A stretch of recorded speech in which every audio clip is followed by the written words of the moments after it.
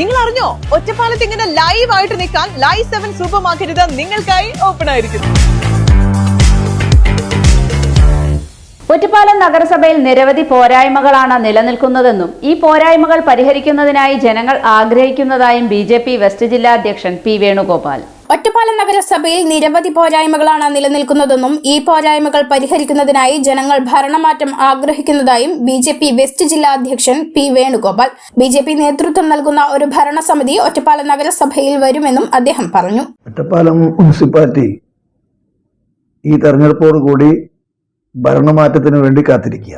വലതിനും ഇടതിനും ഭരിച്ചിട്ടുള്ള മുനിസിപ്പാലിറ്റിയിൽ വേണ്ടത്ര വികസനം എത്തിയിട്ടില്ല, അതിൻ്റെ പകുതി പോലും എത്തിയിട്ടില്ല എന്ന് എല്ലാ ജനങ്ങൾക്കും അറിയുന്ന സാഹചര്യമാണ്. ഇനി നഗരസഭകൾ അതിൻ്റെ പരിപൂർണമായ വികസനത്തിലേക്ക് എത്തണമെങ്കിൽ കേന്ദ്രം ഭരിക്കുന്ന ഭാരതീയ ജനതാ പാർട്ടിയുടെ നേതൃത്വത്തിലുള്ള NDA തന്നെ മുനിസിപ്പാലിറ്റികളും ഭരിക്കേണ്ട സ്ഥിതിവിശേഷത്തിലാണ് എത്തിയിട്ടുള്ളത്.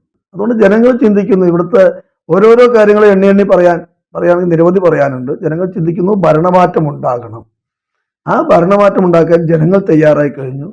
അതുകൊണ്ട് തന്നെ ഈ തെരഞ്ഞെടുപ്പിൽ നല്ല ഭൂരിപക്ഷത്തോടു കൂടി തന്നെ ഭാരതീയ ജനതാ പാർട്ടി നേതൃത്വം കൊടുക്കുന്ന NDA അധികാരത്തിൽ വരും എന്നുള്ള കാര്യത്തിൽ യാതൊരു സംശയവുമില്ല.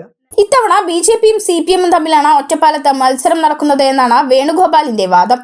നിലവിൽ 9 വാർഡുകളാണ് BJP ഭരിക്കുന്നത്. കഴിഞ്ഞ തിരഞ്ഞെടുപ്പിൽ 8 വാർഡുകൾ നിസ്സാര വോട്ടുകൾക്ക് 2ാം സ്ഥാനത്ത് BJP എത്തിയത് BJPയുടെ ആത്മവിശ്വാസം വർദ്ധിപ്പിക്കുന്നുണ്ട്. വാർഡ് വിഭജനവും BJPക്ക് ഗുണം ചെയ്തതായി വേണുഗോപാൽ പറഞ്ഞു. ഇവിടെ മത്സരിക്കുന്നത് ഇപ്പോൾ BJPയും CPMഉം തമ്മിലുള്ള മത്സരമാണ് ശരിക്കും നടക്കുന്നത്. 9 സീറ്റ് ഞങ്ങൾ ജയിച്ചപ്പോഴും ഞങ്ങൾ 8 സീറ്റ് നിസ്സാരമായുള്ള വോട്ട് കൊണ്ട് പരാജയപ്പെട്ടിട്ടുണ്ട്. അതായത് 2ാം സ്ഥാനത്തുണ്ട്. അത് 6 വോട്ട് മുതൽ നമുക്ക് കാണാം 6 വോട്ട്, 12 വോട്ട്, 13 വോട്ട്, ഈ തരത്തിലുള്ള വ്യത്യാസങ്ങളാണ് വന്നിട്ടുള്ളത്. വാർഡ് വിഭജനം BJPക്ക് ജയമുണ്ടാകരുത് എന്നുള്ള നിലയിലാണെങ്കിൽ പോലും അതിന്റെ പ്രവർത്തന രംഗത്തേക്ക് ഇറങ്ങിയപ്പോൾ ആ വാർഡ് വിഭജനവും ഫലത്തിൽ BJPക്കാണ് ഇപ്പോൾ ഗുണം ചെയ്യുന്നത്. ഒറ്റപ്പാലം നഗരസഭയിലെ BJPയുടെ സീനിയർ നേതാവും 5 തവണ ഒറ്റപ്പാലം നഗരസഭയിൽ BJPയുടെ ജനപ്രതിനിധിയാവുകയും ചെയ്ത ഗംഗാധരനെ ആദ്യം സ്ഥാനാർത്ഥിയായി പ്രഖ്യാപിക്കുകയും ശേഷം മറ്റൊരു സ്ഥാനാർത്ഥിയെ മത്സരിപ്പിക്കുകയും ചെയ്യുന്നത് ആ വാർഡിലെ CPM സ്ഥാനാർത്ഥിയെ ജയിപ്പിക്കാനാണെന്ന ആരോപണം വേണുഗോപാൽ തള്ളി. UDF അപ്രസക്തമാവുകയും CPMഉം BJPയും തമ്മിൽ മത്സരം നടക്കുമ്പോൾ CPMനെ വിജയിപ്പിക്കാൻ BJP സ്ഥാനാർത്ഥിയെ മാറ്റിയെന്ന ആരോപണം തെറ്റാണ് എന്നും വേണുഗോപാൽ പറഞ്ഞു. ഗംഗാധരൻ ഇപ്പോഴും സജീവമാണെന്നും എന്നാൽ കോൺഗ്രസിൽ വിപരീതമാണ് നടക്കുന്നതെന്നും അവർക്ക് സ്വതന്ത്രന്മാർക്ക് പിന്തുണ നൽകേണ്ട അവസ്ഥയാണ് എന്നും വേണുഗോപാൽ ചൂണ്ടിക്കാണിച്ചു. മാറ്റേണ്ടതായിട്ട് വരും. ഇപ്പോൾ സ്ഥാനാർത്ഥിയെ പ്രഖ്യാപിച്ചു, ശരിയാണ്, അദ്ദേഹത്തിന്റെ ആരോഗ്യ പ്രശ്നമുണ്ട്, മറ്റു ചില കാര്യങ്ങൾ അദ്ദേഹവുമായി സംസാരിച്ച് അദ്ദേഹത്തിന്റെ പോലും പരിപൂർണമായ സമ്മതത്തോടു കൂടിയിട്ടാണ് മാറുന്നത്. മാത്രമല്ല അദ്ദേഹം പ്രവർത്തന രംഗത്തുണ്ട്. നിങ്ങൾ കോൺഗ്രസിലേക്ക് നോക്കൂ, കോൺഗ്രസ്സിൽ വളരെ എനർജറ്റിക് ആയുള്ള ചെറുപ്പക്കാരെ മാറ്റി നിർത്തിയിട്ടാണ് ഒരു സ്ഥാനാർത്ഥിയെ പ്രഖ്യാപിച്ചിട്ടുള്ളത്. അവിടെയൊക്കെ അവരുടെ വിമത സ്ഥാനാർത്ഥികളുണ്ട്, പല സ്ഥലത്തും വിമത സ്ഥാനാർത്ഥികളുണ്ട്. വേറൊരു ഭാഗത്ത് ഈ കോൺഗ്രസ് പറയുന്നു വെറും ഞാൻ സ്വതന്ത്രനാണ് എന്നുള്ള പറയുന്ന ആൾക്ക് രഹസ്യമായ പിന്തുണ കൊടുക്കും. അവിടെ കോൺഗ്രസിന് സ്ഥാനാർത്ഥിയില്ല. അപ്പൊ 6ാം വാർഡിൽ കോൺഗ്രസിന് സ്ഥാനാർത്ഥിയില്ല.